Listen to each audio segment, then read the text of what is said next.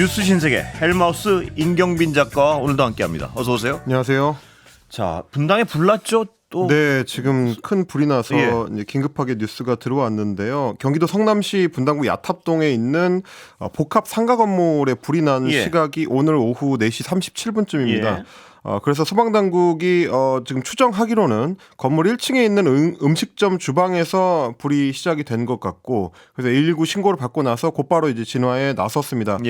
혹시나 있을지 모르는 이제 인명 피해를 막기 위해서 좀 서둘러서 진화를 시작을 했고, 오후 4시 43분에 대응 2단계를 발령을 했고요. 그에 따라서 8개 내지 14개 정도의 소방서에서 장비가 50대에서 80대 정도 장비를 이제 동원하는 경보령을 내렸고, 5시 16분쯤에 이제 큰 불길을 잡았고요. 초진을 했다고 볼 수 있겠습니다. 그러고 나서 5시 18분께에는 경보령을 이제 1단계로 하향 조정을 했습니다. 불을 완전히 끄지는 못했는데 어쨌든 초진을 하고 잔불 처리를 하는 단계로 지금 넘어간 걸로 보입니다. 일단 초반에는 건물에 많은 사람들이 좀 고립돼 있다라는 신고가 접수돼가지고 그걸 좀 우려를 했는데 40여 명 정도를 소방 당국이 구조를 했고요. 그리고 한 50명 정도는 스스로 대피를 했다. 이렇게 오늘 브리핑을 했습니다. 천만다행입니다. 네, 그래서 현재까지 오후 5시 30분께에 지금 브리핑을 할 때까지는 인명 피해는 아직 없는 걸로 지금 전해지고 있는데, 혹시 모를 고립된 인원이 있을 수 있기 때문에 계속 좀 그 화재 경위를 지켜봐야 될 것 같습니다. 정말 어떤 섬찟하고 흉흉한 일들이 많군요. 그런데 이 천만다행인데요. 네. 혹시라도 진짜 모를 인명 피해 있는지 확실히 끝까지 확인해야 될 것 같습니다. 네, 뭐 어쨌든 지금 이제 소방 당국이 계속 좀 작업을 하고 있으니까 그 좀 예의주시를 해야 될 것 같습니다. 그리고 오늘 또 흉흉한 일은 또 있습니다. 윤석열 피의자 말입니다. 네, 내란 우두머리 혐의를 받고 있는 이제 윤석열 피의자에 대해서 고위공직자범죄수사처와 경찰 이게 함께하고 있는 이제 국수본 쪽에서 특별수사단을 꾸려서 오늘 오전 7시 20분쯤부터 체포영장 집행을 시작을 했습니다. 그래서 한남동 대통령 관저 앞에 도착한 게 오전 8시쯤이고요. 관저에 진입을 해가지고 체포영장 집행을 시작을 했는데, 결과적으로는 5시간 넘게 대통령 경호처하고 대치를 하다가 오후 1시 30분쯤에 오늘 집행을 포기하고 중지한 상태로 이제 철수를 했습니다. 일단 공정본에서 발표한 바에 따르면 공수처 수사 인력 30명에다가 경찰 120명 등을 이제 포함해서 총 150여 명을 이번 집행에 이제 집중 투입을 했고, 그 중에서 이제 공수처 30명과 경찰 50명 정도가 이제 관저에까지 이제 진입을 했는데, 당시에 이제 박종준 경호처장이 체포영장이나 수색영장에 협조를 하지 않고 이 구역은 경호법에 따라서, 그리고 또 경호구역이기 때문에 수색을 불허한다라고 이제 대치를 계속 좀 이어갔습니다. 그러다 보니까 공수처가 이제 발표한 바에 따르면 현장에 투입된 인원들의 안전 문제 때문에 철수를 하게 됐다라고 지금 밝혔습니다. 이 법치국가에서 이런 일이 일어나도 되는 건가요? 정말 오늘 하루 종일 황당해하는 국민들이 너무나 많았습니다. 이게 영장 집행하는데 합법적인 그것도 대통령이라는 사람이 말입니다.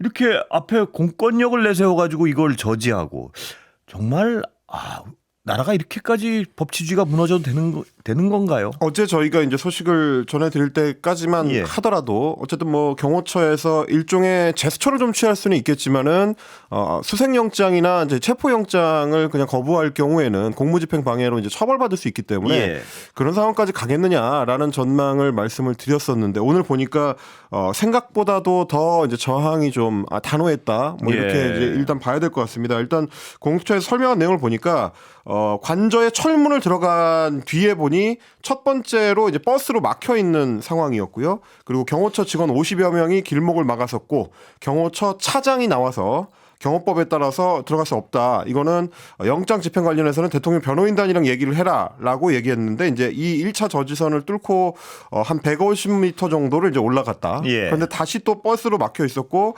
여기도 이제 경호처 직원이 이제 막아섰다라는 겁니다. 그 뒤로는 저지선을 돌파하기가 좀 어려워서 옆에 있는 산길을 따라서 올라갔는데 한 100m 정도 또 올라갔더니 다시 버스와 경호처 인원들 그리고 이제 군부대 인력들 한 200여 명 정도가 팔짱을 끼고 막아서는 상황이 발생했다는 겁니다. 만약에 이 저지선을 뚫고 들어가려면 이제 부상자가 생길 수 있다라는 어떤 우려 때문에 안전상의 우려 때문에 이제 집행을 중단했다고 하고요. 그러면서 부연 설명하기로는 당시에 경호처 직원들과 군부대 인력의 일부가 개인 화기를 보유하고 있었다. 그러니까 이제 무력 충돌 가능성도 있었다라고 지금 공수처에서는 밝히고 있습니다만, 다만 오늘 이제 전해지는 소식들을 보면 경호처의 어떤 그 집행 불허 의지가 강했던 것과 동시에 공수처 쪽의 집행 의지가 약했던 것 아니냐, 뭐 이런 얘기들도 지금 보도를 통해서 전해지고 있습니다. 예, 공수처는 정말 그 무능함의 끝은 또 어딘가요? 이런 어떤 일을 하는데 왜 그거밖에 인원을 동원 안 했느냐는 어떤 질문부터요. 질문이 한두 가지가 아닙니다. 의문이. 인원이 적었던 것도 문제지만 의지가 있었느냐부터 좀 따져봐야 될 것 같은 것이 오늘 이제 민주당의 이제 한 의원이 이런 얘기를 언론에다가 전했습니다.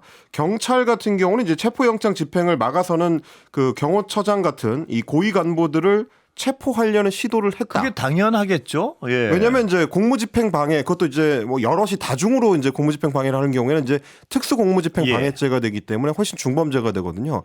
현행범이기 때문에 경찰은 즉시 체포가 가능한데 어찌됐든지 간에 지금 상황이 체포영장을 집행하려고 들어간 거기 때문에 일단은 공수처 검사의 지휘를 받는 상황이었기 때문에 그래서 일단 공수처의 이제 지휘를 받으려고 했는데 그때 이제 공수처 검사들은 이거를 오히려 집행을 하는 걸 이제 막으려고, 그러니까 체포를 하려고 하는 걸 막으려고 했다라는 얘기까지 지금 정치권을 통해서 전해지고 있습니다. 뭐 파이낸셜 뉴스 같은 보도에서도 이제 전해진 내용을 보니까 비슷한 얘기가 나오는 걸로 봐서는 없는 내용이 아니군요. 현장에서 공수처가 실제로 체포를 허가하지 않아서 경찰과 공수처 사이에 갈등도 있었다라는 얘기가 사실이라면 결국 공수처의 의지가 약했던 거 아니냐, 뭐 이런 얘기를 할 수밖에 없을 것 같습니다. 현직 대통령이 공권력을 동원해서요, 또 공권력의 힘을 빌어서 합법적인 체포영장 집행을 막는다.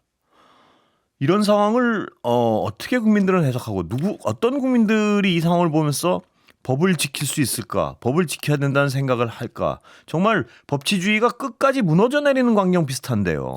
그 법원이 발부한 체포영장을 사법기관이 집행하려고 하는데 그걸 막는다는 거는 사실 일반적으로는 상상하기가 좀 어려운 일이긴 하고요. 그 대상이 피의자가 대통령이란 말입니다. 그렇습니다. 다른 범죄도 아니고 이제 내란죄의 우두머리로서의 이제 현행범인데 그 체포를 막으려고 이제 저렇게 적극적으로 나온다는 것도 사실 상상하기가 어렵고, 그러다 보니까 민주당 출신의 이제 김동연 경기도지사 같은 경우는 본인의 페이스북에 이거는 사병화된 것이다라고까지 이야기를 했습니다. 과장이 아닌 것 같이 느껴져요. 그렇습니다. 경호처 직원들이나 거기에 이제 협조한 대통령실 직원들이나 군인들 같은 경우는 본인의 의지가 어느 정도로 개입돼 있었든지 간에 이미 법의 테두리를 벗어나서, 헌법의 영역을 벗어나서 개인 윤석열을 지키기 위한 일종의 사병화가 된 걸로도 볼 수 있는 뭐 그런 측면에 이제 문제가 발생하는 것이거든요. 뭐 여기에 대해서는 이제 훨씬 단호한 조치가 필요할 거고요. 그리고 이제 공수처가 적극적으로 나서지 못한 부분에 대해서도 뭐 사건이 좀 정리되고 나서 추후에라도 어떤 문제 제기가 좀 있어야 될 것 같다, 뭐 이렇게 보여지긴 합니다. 그 어떤 법원 영장 집행을 가로막은 공수처 경호처장하고 차장은 긴급 체포를 당연히 해야 될 것 같은데. 심지어 지금 보도되는 내용을 보니까 뭐 공수처의 관계자들이 가로막혀 있던 현장에서 공수처장 보고 직접 나와서 이야기를 하자라고 이제 외치기도 했다더라고요. 이제 점심 무렵이었기 때문에, 점심 식사 무렵이었기 때문에 지금 나와서 맡고 있는 이 장병들 같은 경우는 의무복무하려고 들어온 친구들인데 부모 심정으로 어떻게 했느냐, 나라 지키라고 보내놨더니 이런 짓에 동원하는 것 자체가 말이 되느냐, 경호처장이 직접 나와서 얘기하자라고 했는데 정작 경호처장은 그 현장에 나오지 않았고요. 뒤에 있는 이제 건물에 따로 위치해 있었다고 하니까 이런 지시를 내려놓고 정작 본인은 나오지도 않는 채로 일종의 이제 뭐 농성전을 벌였다, 이렇게도 볼 수 있을 것 같고, 그런 상황임에도 불구하고 경력을 동원해서 들어간 공수처 검사들은 그러면 어떤 의지를 발휘를 한 것이냐, 뭐 그런 좀 의문이 들 수밖에 없을 것 같습니다.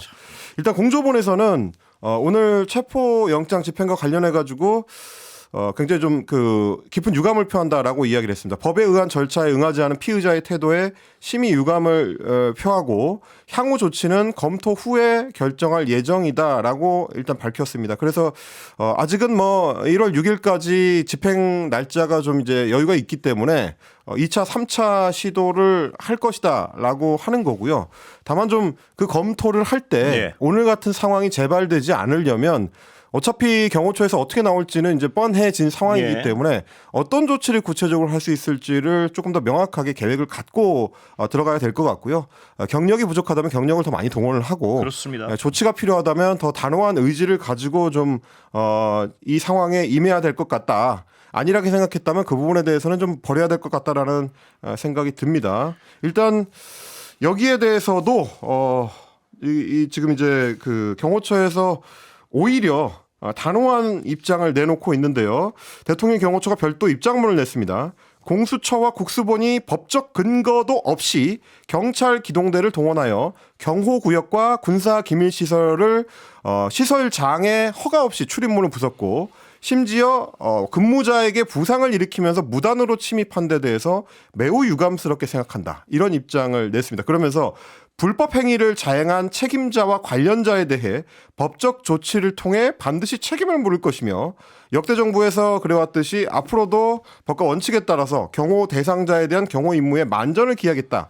이렇게 발표를 했습니다. 이런 입장이 경호처의 공식 입장이라면 사실상 지금 경호처는 내란 우두머리를 은닉하고 이 도피를 돕는 이런 이 내란 동조 혐의, 내란 협조 혐의, 내란 주요 임무 종사 혐의를 지게 되는 것이거든요.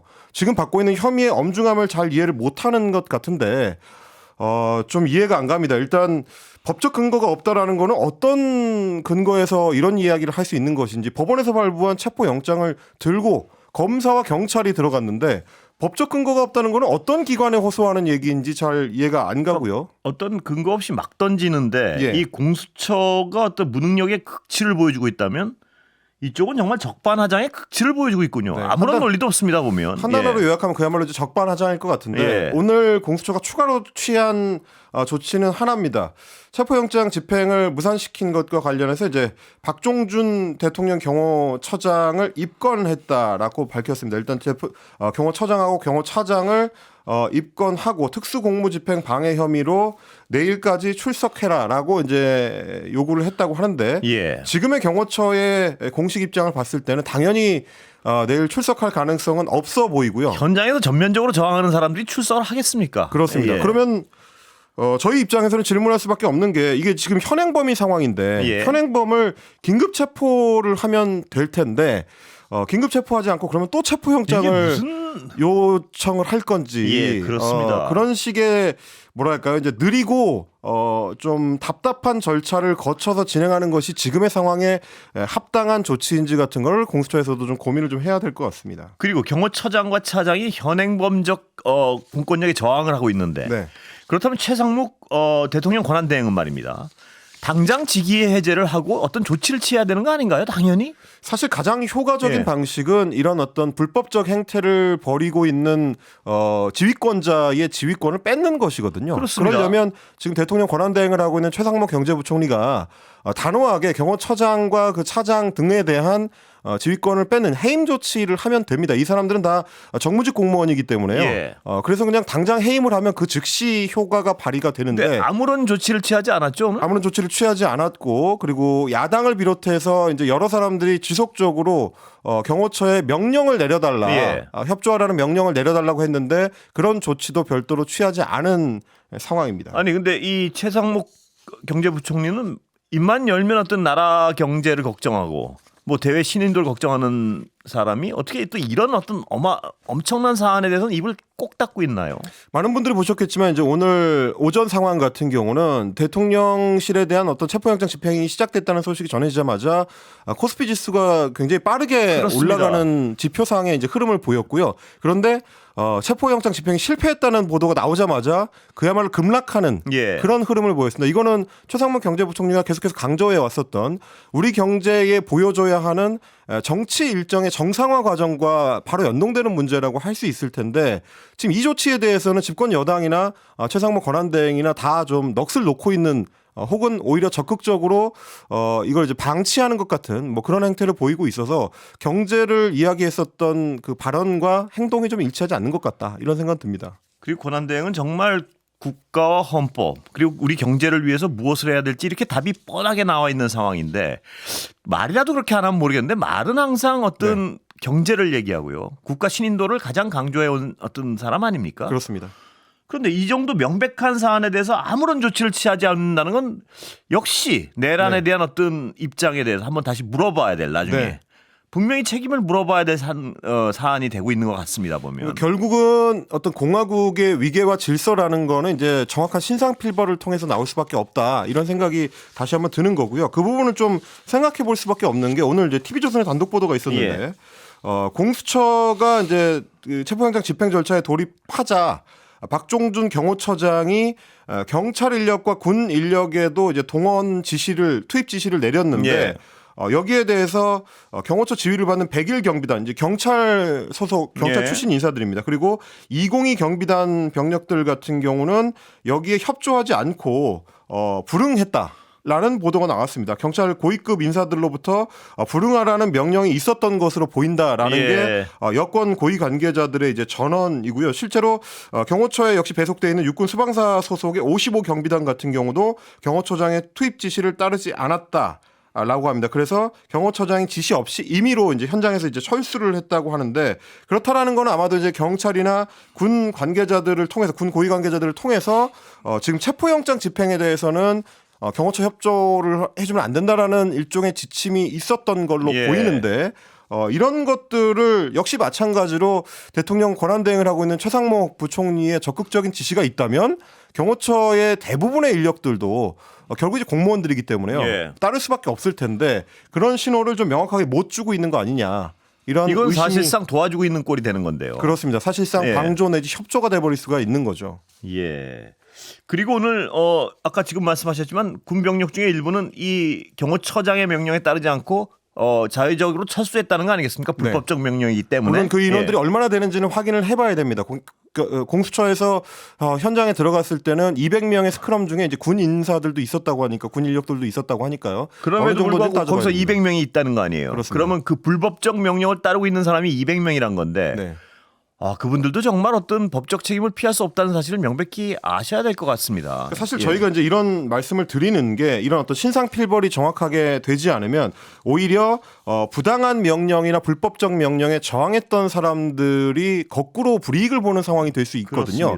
그 사례를 보여주는 게 이제 오늘 검찰이 기소한 공소장에 좀 드러나 있습니다. 오늘 검찰이 박안수 육군참모총장하고 이제 곽종근 특수전사령관을 내란 중요 임무 종사자로 기소를 하면서 녹취록을 공개를 했습니다. 근데 그 녹취록이라는 게 뭐냐면 이제 12월 4일 그 내란의 밤 오전 1시께에 있었던 일인데 국회 봉쇄 지시를 받았던 특전사의 A, B 지휘관 두 사람 사이에 이제 통화 내용을 녹취한 겁니다. 근데 뭐라고 돼 있냐면 A 지휘관이 B 지휘관한테 이렇게 얘기합니다. 대통령님이 문을 부숴서라도 끄집어 내오래. 전기를 끊을 수 있겠냐 이런 얘기를 하고요. 거기에 대해서 B 지휘관이 후문으로 지금 문을 부수고 들어왔는데 안에 있는 사람이 소화기와 소화전으로 격렬하게 저항을 하고 있다. 한 40명 정도 있다. 이런 식의 이제 보고를 합니다. 그리고 앞서서 국회에 진입하는 과정에서도 담 넘어서 국회 본관으로 들어가. 본관으로 들어가서 의원들 다 끄집어내라든지 지금 애들이 문 걸어 잠그고 의결하려고 하고 있대. 여기서 애들은 이제 국회의원들 얘기하는 겁니다. 얘들이 문 걸어 잠그고 의결하려고 하고 있대. 문짝을 부숴서라도 다 끄집어내. 유리창이라도 깨. 이런 지시를 했다는 겁니다. 그러니까 당시 대통령에서부터 시작해서 말단 지휘관에까지 체계적으로 지시가 내려갔고 그에 따라서 최전방의 지휘관들도 그 명령을 그대로 시행을 했다는 게 되는 거거든요. 잠깐 광고 듣고. 그러니까 현장에 투입된 지휘관들은 최말단 지휘관들까지도 내란 혐의자들의 명령에 따라서 그 내란 중요 임무에 그대로 종사했다는 게 사실 수사를 통해서 지금 확인이 되고 예. 있는 셈이거든요. 뭐 그동안에 나왔었던 현장에서 명령에 따랐던 사람들에 대한 어떤 그 온정적인 어떤 태도라든지 혹은 뭐 동정론이라든지 이런 것들과는 전혀 다른 차원의 문제가 이미 그날 현장에서 벌어지고 있었다라는 예. 걸 확인할 수가 있는 거고요. 또 한 가지는 그럼에도 불구하고 같은 명령을 받고 같은 계엄 상황에 처한 상황에서 다른 선택을 한 사람들도 있었다는 겁니다. 예. 일테면 이제 검찰의 기소장에 그 똑같이 특전사 모 간부의 휴대폰 메모 내용이 증거로 들어가 있는데 그 당시의 상황들을 상당히 상세하게 메모를 네. 해놨습니다. 그런데 이제 그 내용이라는 것이 이런 것들입니다. 혼란스러운 와중에 대통령한테 전화가 와서 국방부 장관으로부터 국방부 장관으로부터 수시로 보안폰으로 전화가 왔다든지 예. 조기 투입을 계속 독촉했다. 국회로 왜 아직 헬기 도착 안 하느냐 빨리 가라. 그리고 사령관이 군중 때문에 본청 진입 어렵다고 한 것 같은데 문을 부수고라도 들어가라. 예. 거기에 다급해진 사령관 유리창 깨고 들어가라라고 소리치고 보안폰으로 지시 이런 예. 내용들을 상당히 적었고요. 그리고 특히 이제 메모 내용 중에 계엄 해제 발표 후 방척 사령관으로부터 특전 사령관에게 보안폰으로 전화가 옴이라고 적었는데 예. 옆에서 들은 통화 내용을 적어놨습니다. 네. 당일 방송을 보고 알았다라고 하자. 그러니까 말을 네. 맞추자라고 한 거죠. 지워라 통화 기록 문자 이런 내용들이 통화기 송수하기 너머로 들렸다는 거고 그거를 적어 놓았다는 예. 겁니다. 결국 보면 그날 그 상황에 대해서 문제의식을 갖고 있었던 간부 같은 경우는 그 내용들을 다 기록을 해서 증거로 검찰에 제출했다는 그렇습니다. 거고 그런 것들이 내란 혐의를 입증하는 데 있어서 중요 혐의로 예. 중요 증거로 이제 사용될 상황을 만들었다는 예. 겁니다. 그러니까 어떤 사람들은 이렇게 행동하고 어떤 사람들은 다르게 행동했다면 다른 행동 그 그렇습니다. 명령에 따라서 제대로 수행하지 않으려고 했었던 사람들의 공을 기리기 위해서라도 다른 처벌이 필요하다. 분명한 건 하급지휘관들의 경우도 불법적인 명령을 따라서 불법적인 행위라면 불법을 책임질 수밖에 없다는 건 그렇습니다. 분명히 알아야 될 겁니다. 어떤 예. 형태로든지 책임을 지도록 해야지만 공화국의 위계가 섭니다. 그렇습니다. 자, 헌재는 좀 서두르는 것 같습니다. 반면. 네, 예. 오늘이 이 윤석열 그 피 청구인에 대해서 파면할지 여부를 가릴 그 탄핵 심판 관련된 마지막 준비 기일이었습니다. 오늘 2차 변론 준비 기일이었는데 이번 기일로 준비 기일을 마치고 본격적인 변론 절차를 진행하기로 했다라고 예. 오늘 헌재 주심 심판관들이 이제 선언을 했습니다. 예. 첫 정식 변론 날짜를 잡았습니다. 14일 오후 2시고요. 그리고 두 번째 변론 기일도 잡았는데 16일 오후 2시고 예. 그리고 굉장히 좀 적극적으로 총 5차례 변론 기일을 모두 공지를 했습니다. 예. 14일, 16일, 21일, 23일, 2월 4일까지니까요. 네. 1월 말에 있는 설 연휴를 제외하면 매주 화요일과 목요일 주 2회씩 변론을 예. 여는 셈이 됩니다. 그렇게 되면 생각한 것보다 더 빨리 탄핵 심판이 진행될 가능성이 높다 이렇게 봐야 될 것 같고 예. 오늘 그 준비 기일에서 나왔었던 얘기들도 보면 대체로 탄핵 심판과 관련된 속도를 내는 쪽에 포인트가 맞춰져 있습니다. 오늘 윤석열 그 피청구인 쪽의 대리인들이 계속해서 얘기를 했는데 변론 기일 관련해서 자기들은 아직 준비가 안 됐다는 식으로 예. 이제 반발을 하기도 했는데 여기에 대해서 이미선 재판관이 변론 기일에도 답변서와 증거 제출은 가능하다. 준비 기일에만 할 수 있는 게 아니다. 예. 그러니까 앞으로 진행될 변론 기일에 제출하면 된다. 예. 굳이 한 번 더 준비 기일 할 필요가 없다라고 이제 단호하게 이제 선을 그었고요. 예. 그리고 국회 회의록이 제출이 돼 있는데 여기에 대해서도 증거 능력을 인정하기로 했습니다. 그날 있었던 상황을 입증할 수 있게 되는 거고 또 한 가지는 수사 기록과 관련된 겁니다. 지금 이제 공수처라든지 이제 검찰에서 수사 기록을 확보해 달라라고 국회 측에서 요청을 했는데 이걸 받아들였습니다. 이렇게 되면 8년 전에 박근혜 탄핵 심판 때처럼 예. 수사 기록에 기반해서 심리가 조금 더 속도를 낼 수 있다. 이렇게 보면 될 것 같습니다. 예. 시간이 얼핏 다 됐는데요. 공수처가 이 영장 집행이 사실상 불가능하다면서요. 네, 오늘 공수처 관계자가 예. 밝힌 내용을 보니까 현재 현장 상황을 고려하면 경호가 지속되는 한 영장 집행이 사실상 불가능할 것 같다. 경호처에 대한 지휘 감독자인 최상목 권한대행에게 체포영장에 응할 수 있도록 명령해 줄 것을 강력히 요구하겠다라고 지금 밝힌 상황입니다. 이게 무슨 말인지 잘 이해가 안 되는 부분이 있는데 다음 코너에 제가 한번 자세히 여쭤보겠습니다. 예. 임경빈 작가였습니다. 고맙습니다.